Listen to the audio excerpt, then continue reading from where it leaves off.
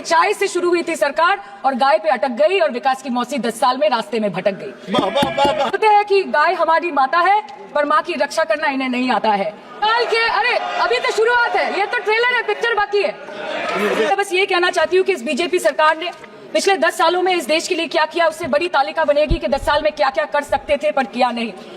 2014 में जो किसान मोदी है तो मुमकिन है सोच के और अच्छे दिन के ख्वाब देख के बीजेपी को वोट दे रहा था, आज 10 साल बाद वो बोलता है कि मोदी है तो नामुमकिन है। शायद अभी वो किसान है भी नहीं। तो इसीलिए मैं बोलना चाहती हूँ कि समय बड़ा महत्वपूर्ण होता है अध्यक्ष महोदय और बड़ा बलवान। बंगाली में हम एक बात बोलते हैं कि समय गेले साधन होबे ना।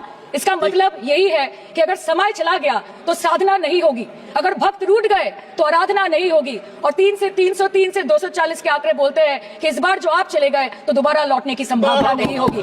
अरे उधर वाले बता इसमें बुरा क्या है, हवा के 4 झोंके अगर इधर से भी गुजर जाए तो। सर मैं धन्यवाद देना चाहती हूँ जादवपुर लोकसभा क्षेत्र के लोगों का, जिन्होंने मुझे भारी बहुमत से यहाँ पे जिता के भेजा और ये पैगाम दिया कि पश्चिम बंगाल में नफरत की रणनीति और धोखेबाजी की राजनीति नहीं चलेगी।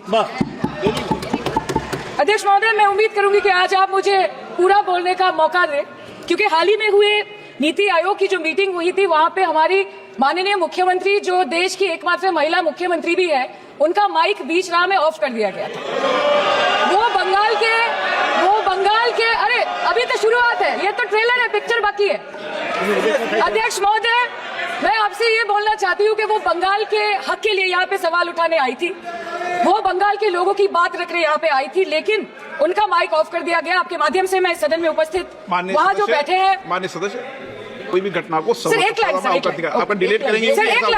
सर मैं यही बताना चाहती हूँ कि बंगाल के लोगों का, आगे जाके बंगाल के लोग आपके पार्टी की माइक ऑफ कर देंगे। बस एक चुनाव बाकी, आप देख लीजिएगा। सर नीट के घोटाले से लेके जीएसटी के बोझ तक, एयरपोर्ट की छत टूट जाने से लेके रेल पटरी से छूट जाने तक, तृणमूल कांग्रेस के सदस्य, हर सांसद देश के हर गंभीर मुद्दे पर चर्चा करेंगे। बस यही आपको बोलना था। खुद क्या खाएंगे, अपने परिवार के लोगों का खिलाएंगे, अपनी गाय भैंस भेड़ बकरी को क्या खिलाएंगे। सर ऐसे ही वारदात होते हैं जहां गरीबी से जूझता हुआ एक किसान उसको अपनी गाय भेड़ बकरी को बेचने में मजबूर करते हैं और अंत में जाके वो अपनी खुद की जान ले लेते हैं। सर पिछले 10 सालों में 1,12,000 किसानों ने इस देश में आत्महत्या की। एनसीआरबी की एक रिपोर्ट के अनुसार 10 साल में हर दिन इस देश में एवरेज में 30 किसान हर दिन अपनी जान ले लेते हैं। बोलते हैं कि गाय हमारी माता है पर माँ की रक्षा करना इन्हें नहीं आता है। अध्यक्ष महोदय, हम सब जानते हैं कि इस मिनिस्ट्री के अंतर्गत डेयरी भी आता है और भारत इस पूरी दुनिया में दूध के उत्पादन में नंबर 1 है, contributing to almost 24.46% of global milk production. But since the government has not been able to bridge the gap between demand and supply, it has successfully turned the country from being the largest producer of milk to an importer of milk. इन आदमी के दूध, छाछ, लस्सी, दही, पनीर पर 5% की GST, cream, condensed milk, मक्खन, घी पर 12% की जीएसटी और अमीरों के हीरो पर सिर्फ 1.5% की जीएसटी। सरकार उनको रिलीफ नहीं देती है जो विदेश में जाके मिल्क शेक और लाते की चुस्कियां लगाते हैं। ये सरकार उनको रिलीफ नहीं देती जो आम आदमी 2 पैकेट दूध खरीदने से पहले 10 बार सोचता है।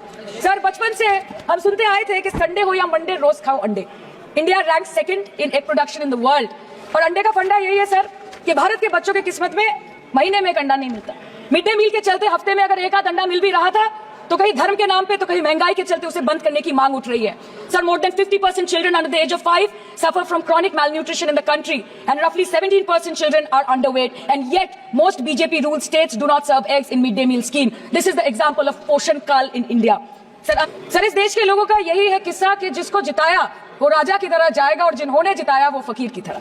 सर ये बहुत गौरक्षा की भी बातें करते हैं। देश के लोगों को ये पता होना चाहिए that there is a fodder crisis in India, and the union minister has himself stated in a written reply in Rajya Sabha that yes, the country is deficit in fodder.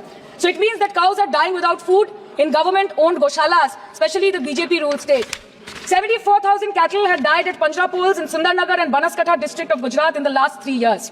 200 cows were found dead in Madhya Pradesh's Shivpuri district. 173 cows allegedly died in a week in Chhattisgarh, and 74,016 cows had died in Hingonia Gaushala in Jaipur during the previous BJP government in Rajasthan. तो sir पहले खाना ही नहीं मिला, fodder crisis, फिर मिल भी जाए तो इतना महंगा कि किसान खरीद ही नहीं पा रहा है, फॉडर इन्फ्लेशन, और सर खाना मिल भी जाए तो पशुओं की बीमारी। उससे मुकाबला करने के लिए इस सरकार ने क्या किया? The Parliamentary Standing Committee on Agriculture, Animal Husbandry and Food Processing presented its report which stated that 32.7 lakh cattle were infected by the viral lumpy skin disease across several states and a whopping 2.4 lakh cattle died within months.